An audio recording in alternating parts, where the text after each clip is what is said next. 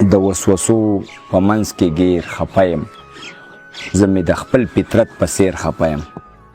د وسوسو په منځ کې ګیر خفه یم، زه مې د خپل فطرت په څیر خفه یم. چې زما په سر خاني کوله هغه یارانو کړم هیر خفه یم.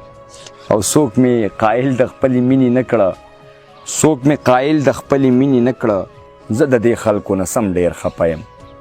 ګړۍ ګړۍ د هیلو بنده دروازه ووهم، زه په خاموشه شوګیره تمامه شپه ووهم. ګړۍ ګړۍ د هیلو بنده دروازه ووهم، زه په خاموشه شوګیره تمامه شپه ووهم. د پښتنو په قتلیام به څنګه چپ پاتې شم، زه مولا نه یم چې په داسې حق به خپه ووهم چې مې په خپلو وسایلو کې محتاجه ساتي. زه دې ګونګی شم چې د زنده‌باد ناره ووهم. زه ولې بیا د خودپرستو یارانې وکمه، زه ولې بیا د خودپرستو یارانې وکمه، زه ولې بېرته ځان د جبر په چاړه ووهم. عبید ملنګنو بې حسو له پښتو وکمه، عبید ملنګنو کڼو ته نغاره ووهم. شعرونه دي چې په اسره د هغه لوی پروردګار یو، په اسره د هغه لوی پروردګار یو، موږ د خپلو نصیبونو غوندې خوار یو. که د دې زرخیزې خاورې پیداوار یو، خو د بل وطن په رزق انحصار یو. چې زموږ د تحفظ دعویداري کړي، موږ لوټ کړي سی به دغه څوکیدار یو. یو دوه درې ورځې ماتم په شهید وکړو، بیا د نوې حادثې په انتظار یو. یو دوه درې ورځې ماتم په شهید وکړو، بیا د نوې حادثې په انتظار یو. په خزان خزان فضا کې رالوی شوي، ناخبره د وختونو د بهار یو. بې لښکره بې څاروانه پښتانه یو، بې لښکره بې څاروانه پښتانه یو. عبید جانه د ژوندون په اوږو بار یو. او شعرونه دي چې که ونه وتو د جهل د تیرونه، څه به جوړ نشي د چغو او سرونه. ترېنه جوړې د بېوسو هدیرې دي، د پښتون وطن د شنو شنو سردرونه. عبید جانه انقلاب د راتلو نه دی، چې راتیر نشو د خپلو ککرونه. او شعرونه دي چې خوښه مې د خپل میرات زړګي وه چې ما کړې وه، ستا په در کې یاره ملنګي وه چې ما کړې وه. مینه د حسینو لکه خوب چې مې لیدلی وي، هسې د بوتانو بندګي وه چې ما کړې وه. دغسې په مات زړه مې د هر چا زړه ساتلی و، دغسې په مات زړه مې د هر چا زړه ساتلی و. دغسې په مات زړه زندګي وه چې ما کړې وه. ما سختو حالاتو ته په ډکه خوله خندلي وو، دغه مې د ځان سره ټګي وه چې ما کړې وه. ولې دې عبید ملنګ د ژوند په لار یوازې کړه، یاره داسې کومه بېننګي وه چې ما کړې وه. او شعرونه دي چې څومره چې لهجې زمونږ شیرینې دي، دومره دلته دا خلک بېمینې دي. یو سړی زما د ژوند تلی دی، تللې مې له سترګو پسې وینې دي. ځکه رانه ټول خلک بېزاره دي، ځکه چې خبرې زما سپینې دي. سخته کې مې خواله یاران نه راځي، بس خو تشې لاپې رنګینې دي. وخت عبید جان مضبوط کړی دی، وخت فیصلې کدې سنګینې دي. او شعرونه دي چې خوړلي مې اعتبار کې تیندکونه دي باچا، خوړلي مې اعتبار کې تیندکونه دي باچا. معلوم راته د دې خلکو نیتونه دي باچا. نو مونږ ملنګانو ته دا ښکلي چرته ګوري، د دې خلکو اوږده اوږده لاسونه دي باچا جي. په مونږ خو د خپل الله سورانه د خانجي، دا چا ویل چې دا د خدای کارونه دي باچا.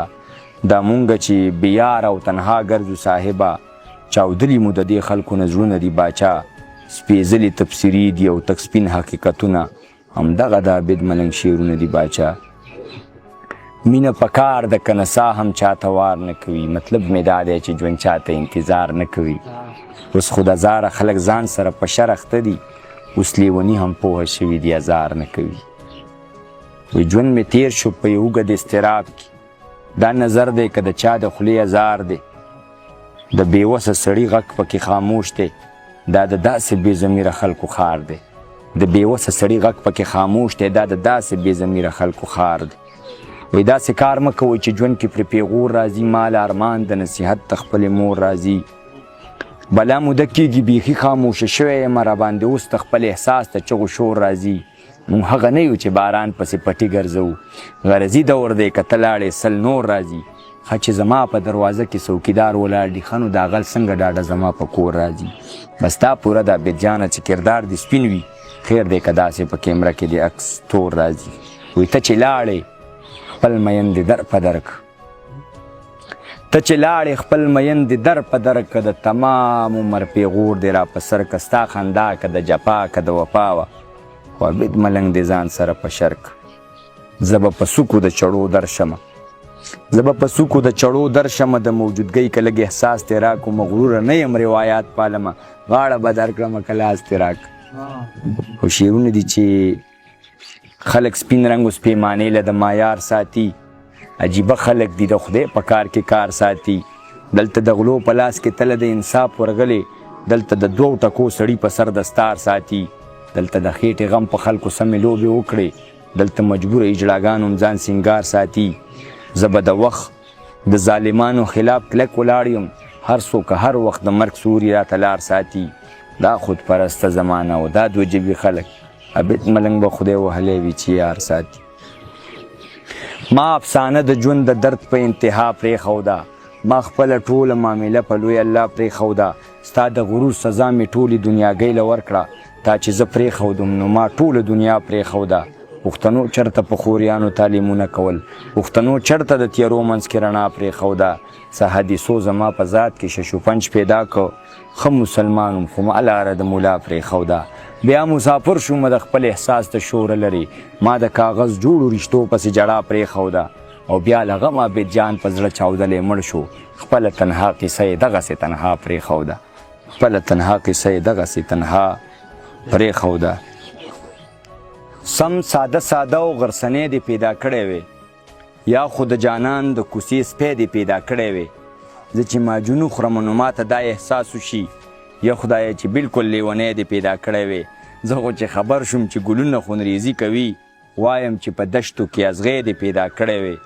خدایه په بدرنګ ژوند کې لږ رنګ دې پیدا کړی وې ورکې پښتنې ته ورک لالی دې پیدا کړی وې څومره یې جانانه د نظره غورځېدلی کاش چې د عبید په زړه کې ځای دې پیدا کړی وې وایي ته لاړې خو تا خاطرې پرېښودې ته لاړې خو تا خاطرې پرېښودې او ما ته د بلا اندېښنې پرېښودې ولې دې اظهار د مینې ونه کړه یاره خاموشۍ دې معنی پرېښودې یاره خاموشۍ دې معنی پرېښودې یو غزل به سره بل شریک کړمه چې ژوند یوازې شوی عذاب شوی دی هر یو ماښامه اضطراب شوی دی بیا پښتانه مرګ ته تیار شوي دي بیا غږ د پردي انقلاب شوی دی هغه د مستۍ او د شوخۍ نه ډک هغه زړه مې سوی کباب شوی دی چا چې مې کافر جانان ستایلی دی هلته کې توهین د ګلاب شوی دی چا د الفتونو مثال غوښتی دی نوم د یوې مور انتخاب شوی دی او غم د خپل بې حسه قام خوړلی دی هغه عبید جان اوس خراب شوی دی ډېره مننه او ډېر احترام